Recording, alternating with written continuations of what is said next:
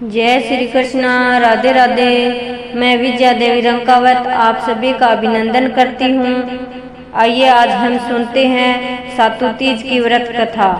सातु तीज भाद्रपद माह की कृष्ण पक्ष की तिथि को मनाई जाती है। इसे सातु तीज, सतवा तीज, बड़ी तीज और कजली तीज कहते हैं। बूढ़ी तीज आदि नामों से जाना जाता है। सातु तीज की पूजा करते समय सातुड़ी तीज की कथा, गणेश जी की कथा, बूढ़ी तीज की कथा, लपसी तपसी की रोचक कहानियाँ सुनी जाती है। तो आपको तीज की पूजा करते समय बार बार कहानियाँ ढूंढने की आवश्यकता ना पड़े, इसीलिए हमने सभी कहानियाँ का एक ही वीडियो बनाया है।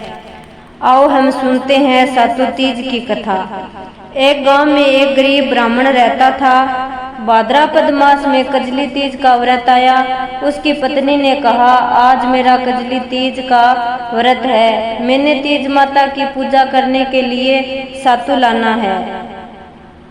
तो ब्राह्मण चिंता में पड़ गया और विचार करने लगा, चोरी करूं या डाका डालूं, पर पूजा के लिए तो सातु लाना ही पड़ेगा। रात्रि के समय ब्राह्मण घर से निकला और साहूकार की दुकान पे घुस गया। ब्राह्मण ने चने की दाल, चीनी और घी 1.25 किलो वजन कर सत्तू बना लिया और जाने लगा। तभी दुकान का नौकर उठ गया और जोर जोर से चिल्लाने लगा और ब्राह्मण को पकड़ लिया और साहूकार आया। उसके पूछने पर ब्राह्मण ने कहा, मैं चोर नहीं हूँ, मेरी पत्नी तीज माता का व्रत है, इसीलिए सिर्फ 1.25 किलो सत्तू बनाकर ले जा रहा था। ब्राह्मण की तलाशी लेने पर सत्तू के अलावा उसके पास कुछ नहीं था। ब्राह्मण ने कहा, चांद निकल आया है, मेरी पत्नी इंतजार कर रही होगी। साहूकार ने उसकी पत्नी को धर्म की बहन बना लिया। पूजा की सारी सामग्री, सातु, कपड़ा व बहुत सारा धन लेकर ब्राह्मण को विदा किया। तीज माता जिस प्रकार उस ब्राह्मण व उसकी पत्नी की लाज रखी, वैसी सबकी रखना। तीज माता की जय।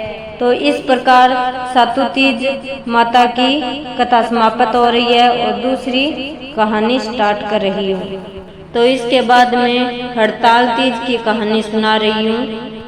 एक बार शिवजी ने पार्वती जी को उनके पूर्व जन्म का स्मरण कराते हुए यह कथा कही थी। शिवजी बोले, हे पार्वती, एक बार तुमने हिमालय पर 12 वर्ष की आयु में अधोमुखी होकर तप किया था। एक दिन नारद जी तुम्हारे पिताजी के पास तुम्हारे और विष्णु भगवान का विवाह का प्रस्ताव लाए, जिसे तुम्हारे पिता ने सहर्ष स्वीकार कर लिया। नारद जी के जाने के बाद तुम्हारे पिता ने तुम्हें विवाह के बारे में बताया, पर अनहोनी सुनकर तुम बहुत ही व्यतीत हो गई। एक अंतरंग सखी को तुमने सारा वृतांत सुनाकर कहा कि मैं तो शिवजी से विवाह के लिए कठोर तप कर रही हूँ और पिताजी मेरा विवाह विष्णु भगवान के साथ करना चाहते हैं। क्या तुम मेरी सहायता करोगी या फिर मैं आप अपने प्राण त्याग दूं? तुम्हारी सखी यह सुनकर तुम्हें एक घनघोर जंगल में ले गई। उधर तुम्हारे पिता तुम्हें घर में न पाकर बहुत चिंता हुए तथा तुम्हारी खोज के लिए कई सैनिक भेज दिए। इधर तुम अपनी सहेली के साथ एक गुफा में रहकर मेरी तपस्या में लीन हो गई। भाद्रपद शुक्ल पक्ष तृतीया को हस्त नक्षत्र में तुमने रेत का एक शिवलिंग स्थापित किया और पूजन तथा रात्रि जागरण किया। तुम्हारे इस कठिन तप से मेरी समाधि टूट गई और मैं तुम्हें वर देने को तुम्हारे पास पहुंचा। तुम्हारी इच्छा अनुसार मुझे तुम्हें अर्धाग्नि के रूप में स्वीकार करना पड़ा। प्रातः होते ही तुमने अपनी सहेली सहित व्रत का पारण किया। उसी समय तुमने खोजते हुए हिमाचल राजा उस स्थान पर पहुंच गए और तुमसे घर छोड़ने का कारण पूछा। तब तुमने सारा वृतांत अपने पिता से सच सच कह दिया।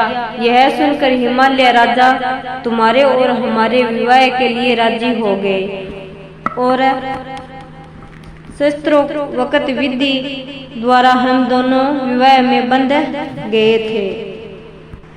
3 नंबर गणेश भगवान की कहानी। एक अंधी बूढ़िया थी जिसके एक लड़का व एक लड़के की बहू थी। घर बहुत गरीब था। वह बूढ़िया हमेशा गणेश जी की पूजा किया करती थी। गणेश जी उस बूढ़िया से कहते कि बूढ़िया माँ तू जो चाहे सो मांग ले। बूढ़िया कहती कि मुझसे तो मांगना नहीं आता, कैसे और क्या मांगूं। तब गणेश जी कहते कि अपने बहू बेटा से पूछ कर मांग ले। तब बूढ़िया ने बेटे से पूछा कि गणेश जी कहते हैं कि तू कुछ मांग ले, बता क्या मांगूं। बेटा ने कहा धन मांग ले माँ। बहू ने पूछा तो बहू ने कहा नाती मांग लो। तब बूढ़िया ने सोचा कि ये तो अपने अपने मतलब की चीज की कह रहे हैं। अतबाव बूढ़िया ने पड़ोसिन से पूछा तो पड़ोसिन ने कहा कि बूढ़िया तू तो थोड़े दिन जीवेगी, क्यों धन मांगे और क्यों नाती मांगे। तू तो आंख मांग ले जिससे तेरी जिंदगी आराम से कट जाए। उस बूढ़िया ने पड़ोसिन की भी न मानी और घर में जाकर सोचने लगी कि जिसमें बेटा बहू राजी हो वह भी मांग लूं और अपने मतलब की चीज भी मांग लूं। जब दूसरे दिन गणेश जी आए तो बोले बूढ़िया जो चाहे सो मांग ले। बूढ़िया बोली यदि आप प्रसन्न है तो मुझे 9 करोड़ की माया दे, निरोगी काया दे और अमर सुहाग दे, आंखों की रोशनी दे, नाती दे, पोता दे और सब परिवार को सुख दे और अंत में मोक्ष दे। तब तो गणेश जी बोले बूढ़िया माँ तूने तो हमने ठग लिया, खैर जो तूने मांगा है वह सब तुझे मिलेगा।